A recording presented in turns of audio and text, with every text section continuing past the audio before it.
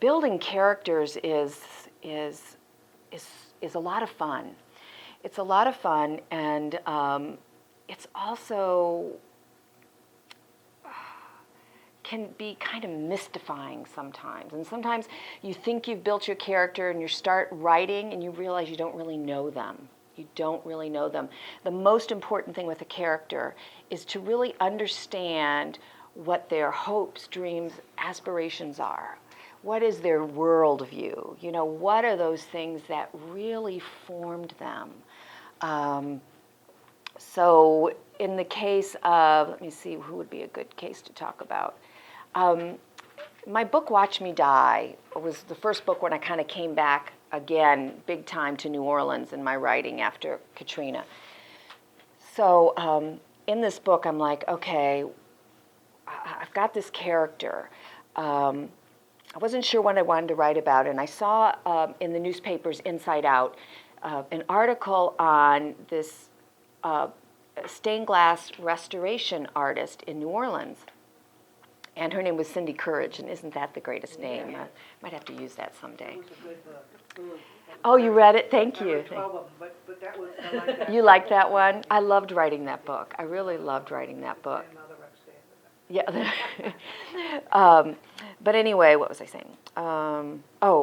So creating the character, Cindy Courage.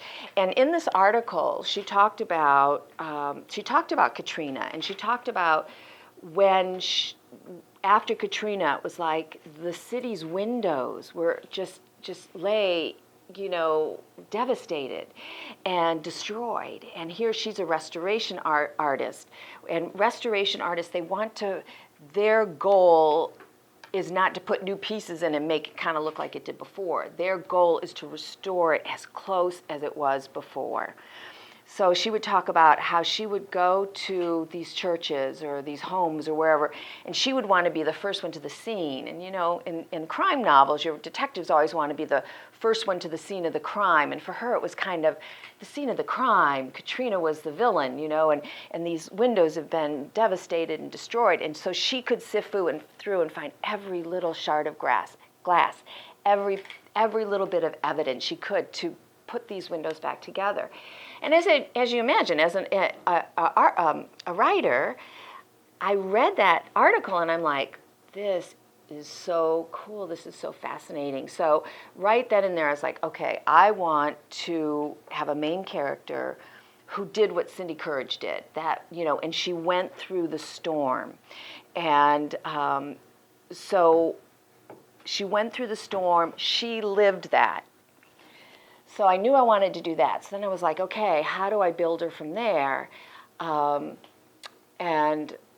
I was like, okay, if she's going to go through the storm, let's really pile on. I tend to pile on my poor characters. When they come through at the end, you just know that they're going to have a great life because I've put them through so much, and they've come through it that they got it all at once. But in the storm, she lost her husband. He got swept away. Their golden retriever who was with him. She lost her studio, home studio dog, and all the windows of the city were destroyed.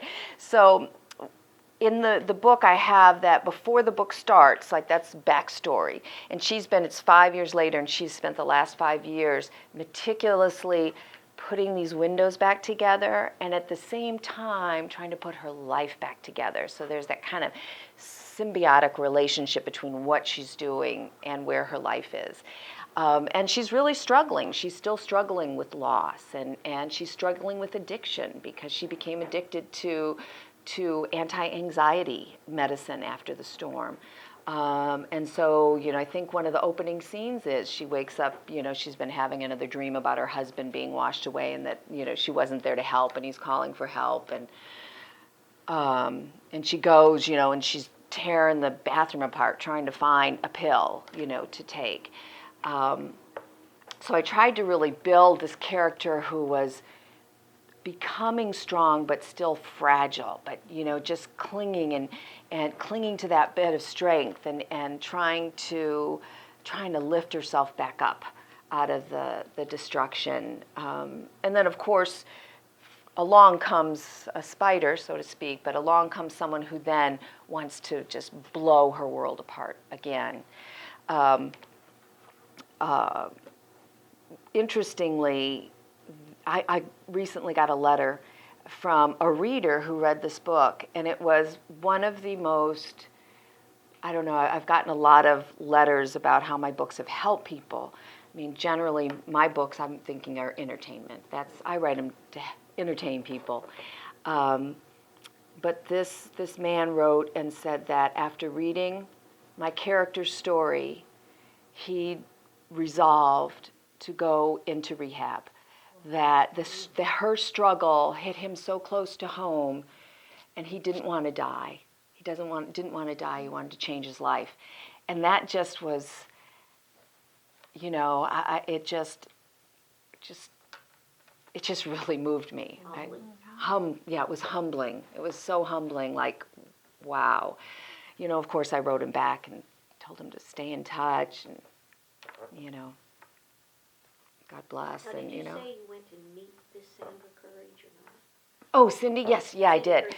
I did go, and I went to see the studio.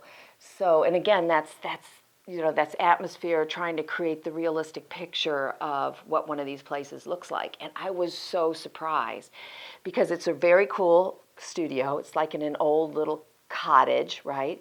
But it was just a total mess. I mean, it was just like, here you have all this meticulous work of doing all this stuff.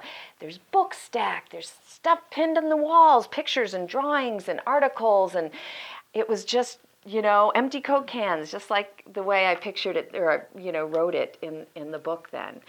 So that was really interesting. I mean, that kind of realism is hard to get if you don't go and see, an interview, because you can get books and they can talk about restoration, but I doubt that they admit how messy their studio was or what it was dusty, and I was just like, wow, this is just crazy.